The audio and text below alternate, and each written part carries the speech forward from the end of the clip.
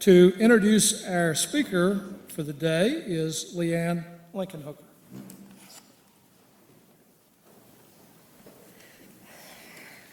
Hello, so I am Leanne Lincoln-Hooker, and I have the pleasure of introducing our speaker today.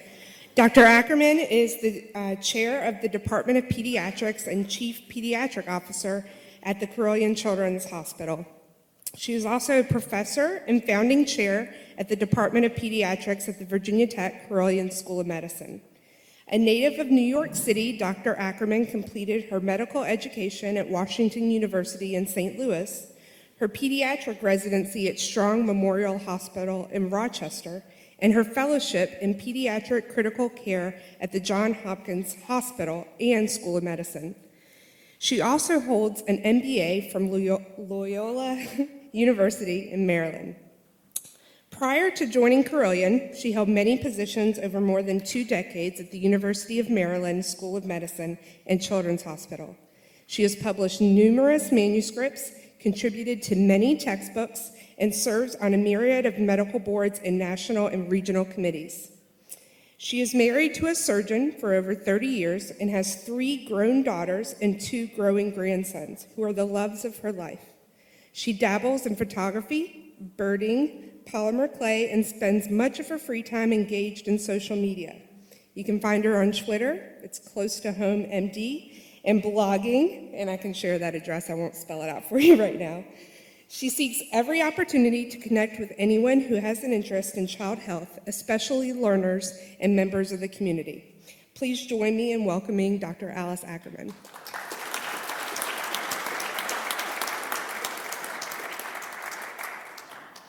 Well, thank you. It's delightful to be here despite the impediment to my hand movements. I am another hand talker, so we'll see. I'm going to try to stand over here so I don't do that.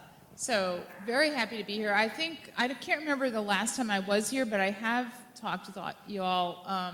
And see, I'm learning the New York thing doesn't carry over to the y'all thing. It just rolls off my tongue now, so it's really pretty good. I have been in Roanoke for a little over 8 years and enjoying every moment of it because I do get to live on the side of a mountain and have a 12-minute commute to work, and I can't imagine there being a better place to live than this. Yeah, just go ahead. So we do have some slides, and we invite you to move around however you'd like so you can see them. I'm going to talk to you a little bit about what's new at Carilion Children's, and thanks have to go out to Alex Brendel for putting these pictures together for me.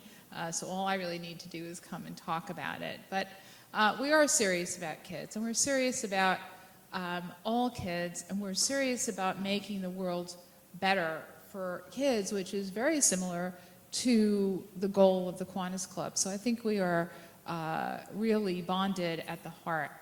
Next.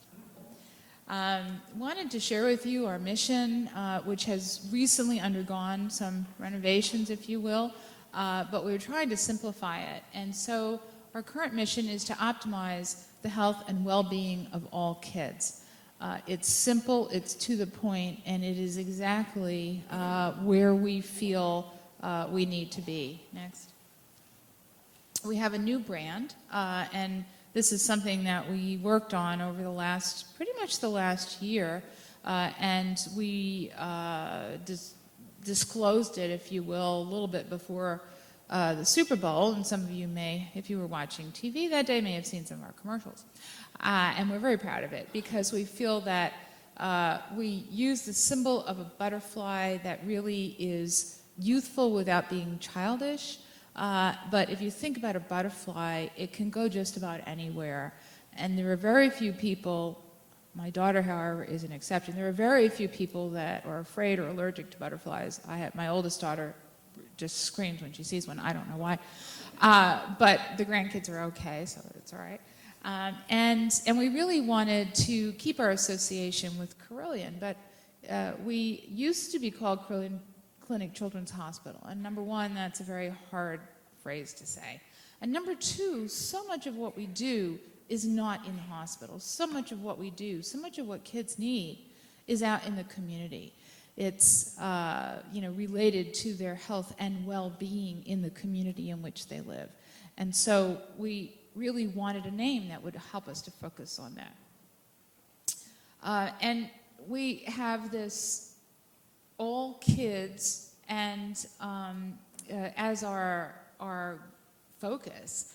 And if you do see some of the commercials or go on the website, it's big kids, little kids, brave kids, scared kids, healthy kids, sick kids, and whether they're in one of our facilities or in the community. And again, just a few more of the images that we have. Let's keep going. So I wanted to tell you a little bit about what we actually do. And so what we call acute care services, or mostly what we do in the hospital and related to the hospital, is a 60-bed neonatal intensive care unit, which is the 3rd largest in the state of Virginia. Well, actually, Virginia is a commonwealth, not a state. I never realized what that meant until I tried to get something done. And then you realize that every little region has its own deal. Anyhow, so 3rd largest in the Commonwealth. We have an 8-bed pediatric ICU, which is where we put the children that are bigger than a bread box, and a 24-bed pediatric floor. In the pediatric emergency room, we do have 11 beds. The vehicle you see up there is our neonatal and pediatric specialty care mobile ambulance, or mobile ICU. And we bought this, I guess it's been about 5.5 years ago, with donated funds. It cost us at that point $360,000. It's now broken down most of the time, and Leanne and her colleague Paige just sat through a presentation a little while ago about a new one. But in any case, this vehicle allows us to send our highly trained, specialized team out to anywhere that we might be needed, bringing anything that you would normally find at a bedside in either a pediatric or a neonatal ICU to a child at a local community hospital emergency department. We obviously have pediatric surgery and our level 1 trauma center, and I will mention a little bit more about that later on in relation to the Ducky Derby. Next. Some of the specialties that we have, really everything, or almost everything that a child could need. Pulmonary, allergy, we all need allergy medicine right now, at least I know I do. I'm coughing and sneezing. The spring has been terrible. It's lovely that it's here. It's lovely that it's warming up. It's lovely that it might be warmer than in Key West, but it is still very annoying because the pollen's all over the place. Hematology and oncology, which is probably one of our best known services because children that are impacted by cancer pull at all of our heartstrings and often make miraculous recoveries. Genetics, cardiology, neurology, endocrinology, which is becoming increasingly important as the epidemic in diabetes, whether type 1 or type 2, is really continuing to grow. We have many different types of surgery, or speech, occupational, and physical therapy. And what you see in the picture is a child on a horse, but this is not just any horse, and it's not just any child. The child is being, the two people with the child are, one's a PT, one's an OT, and the child has some significant developmental disabilities. Many of our children who take advantage of this is what's called hippotherapy, and I don't know why they don't call it equine therapy, but it's called hippotherapy, but it doesn't involve hippos, although you do have to use your hips to stay on the horse, but I don't know. Anyhow, it helps us take care of children with many of these behavioral, emotional, and combined with developmental disabilities. So, for instance, children with severe autism sometimes learn to communicate by being able to sit on the back of a horse and get into the rhythm of the horse with the therapist at their side. And sometimes this has helped us to make an incredible breakthrough. That is also actually supported by fundraise dollars because insurance doesn't pay for that kind of stuff. Child life specialists that are in our hospitals and in many of our outpatient areas, as well as in the emergency room and the operating room. Dentistry, pediatric and adolescent gynecology. So we do have at Carilion, a gynecologist who is a specialist in pediatric gynecology, and that is something that many hospitals and other areas do not have. Nephrology, which is the care of the people with kidney problems, and neurosurgery. Some of the places where we have outpatient services include many primary care offices. So traditionally, people think about our Jefferson Plaza office, which we used to call our pediatric clinic, and I think when you call it a pediatric clinic, it kind of has a little bit of maybe a negative term. So we've now called all of our outpatient offices where we do general pediatric care, pediatric medicine. And we have one at Jefferson Plaza, which serves most of Roanoke City. We have one up in Botetourt County across from the Daleville Town Center. We have one on Postal Drive in Roanoke County. And we have a new outpatient facility now in Franklin County in Rocky Mount, which we just opened about a month ago. Other things we do in terms of general outpatient care, you can see here on the slide, we have adolescent clinics, we have all of the school nurses in Roanoke City are provided through a contract with Carilion so that we do oversee all the school health from the nursing standpoint in Roanoke City. Just to give you a sense of where we are, and I yelled at Alex for giving me this, but he didn't have a spot where Rocky Mount was, so I had to put one in myself. So the X or the T-looking thing that's red, that's where our new Rocky Mount clinic is. The other, the other red dots are places where we have outpatient services. So some of these are locations where our specialists go to provide care out in the community, so that a pediatric cardiologist, for instance, will go to Martinsville, to Radford, to Danville. We have pediatric endocrinology, GI, and cardiology in Radford. We have pediatric GI up in, you're right, like at Stonewall Jackson in Lexington, etc. So we do get our doctors out on the road so that the kids and their families don't have to travel quite as far. In terms of the people, it's kind of hard to think. You might think that we're kind of small because we're in a kind of small city, but we really have quite a large group of people that work with us and for us.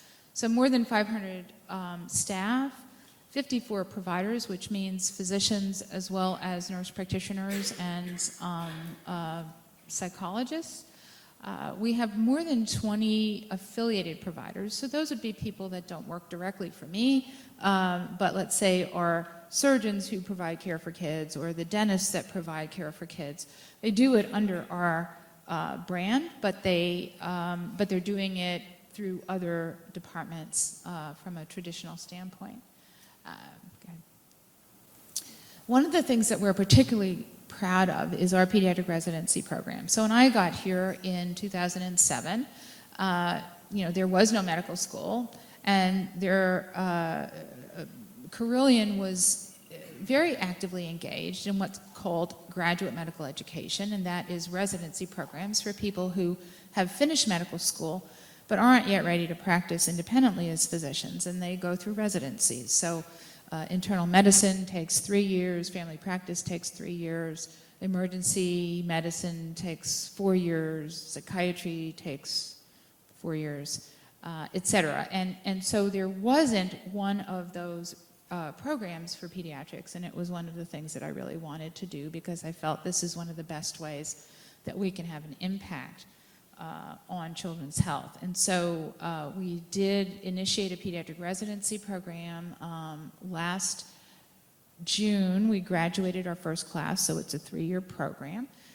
We have 6 residents per year, and this year we just had our match on March 18th, and on match day is when every medical student in the United States gets matched, hopefully, to a program of their choice in the United States that's approved for graduate medical education. And that happened last Friday.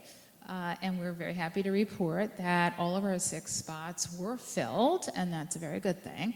Also happy to report that all of our medical students at VTC did find matches of their choosing. So I think things are going very well, and we're delighted about that.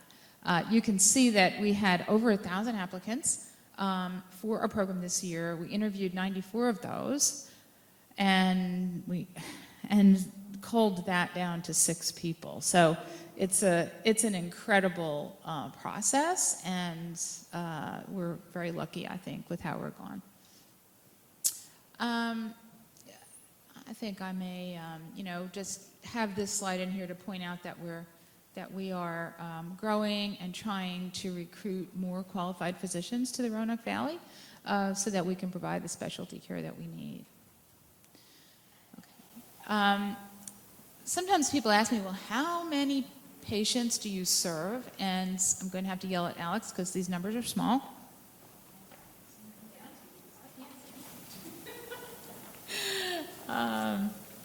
Thanks, Alex. So in terms of the total number of specific patients we've seen, in the last fiscal year, it was almost 20,000. That number at the top is 19,650, and that does not include all of our outpatient areas. It is what we call hospital-based services. So inpatients, anybody in our emergency room, anybody in our physical and occupational therapy units. So 20,000 patients who actually, made it down for care at the hospital. The next slide shows our subspecialty clinic visits, and that's a little bit over 30. That's actually almost 40,000 visits in the last fiscal year. 40,000 times in a year that some child or children required care from a cardiologist, an endocrinologist, a neurologist, whatever. Next is our pediatric emergency room visits, and again, right around 14,000. And last is general, it's not quite last, general encounters in our pediatric practice at Jefferson Plaza, and that's a little bit over 22,000 a year. And then finally, our pediatric medicine at Botetourt and Postal, which are combined as a combined practice. And last year they saw almost 47,000 visits. So quite an incredible number of kids getting care. Next, I'm almost out of time here. This is just to show you who sends us patients, and you can see that it's really all around Southwest Virginia, Central Virginia, Northern North Carolina. All right. And yeah, I think we'll just move on to that. Really just wanted to click it again, bring up that. Needed to really make it very clear that if we were dependent completely on Carilion and being able to match our resources with our needs, we'd never be able to do a lot of the stuff we do. And wanted to be able to say thank you for the monies that we have gotten to support our trauma program from the National Capital District and the Ducky Derby every year. And it's been, every year we've gotten over $3,000, and so we are very appreciative of that. Thank you guys very much. And this is just a view of many of our leaders and physicians. Thanks.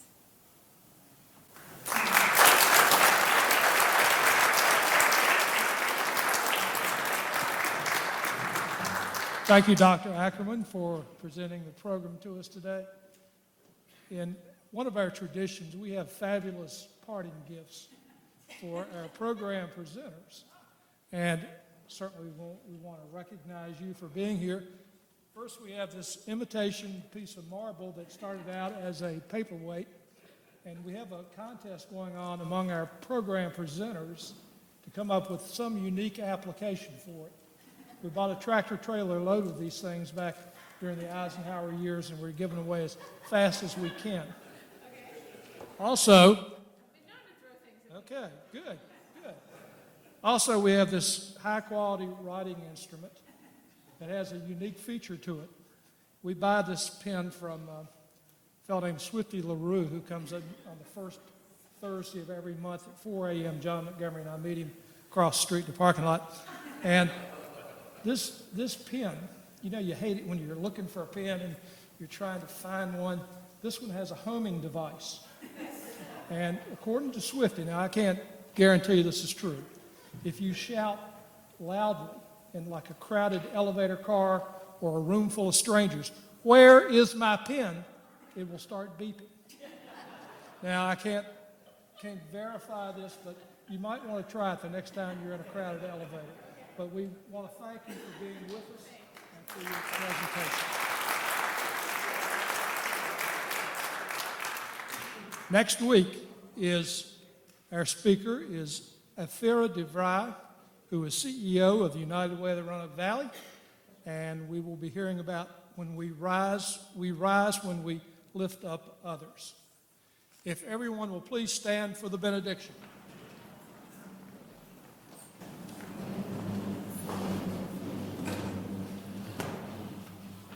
Having passed through our regular order of business, we are now prepared to leave this time of friendship and fellowship to re-enter our everyday world. Before we depart, let's try and remember three things. First, to extend to every person we encounter the same kindness that we as Kiwanians share with each other. Second, let's be ever vigilant for ways to better serve the elderly, the downtrodden, and the young people of our community. And finally, let's take every opportunity to share the day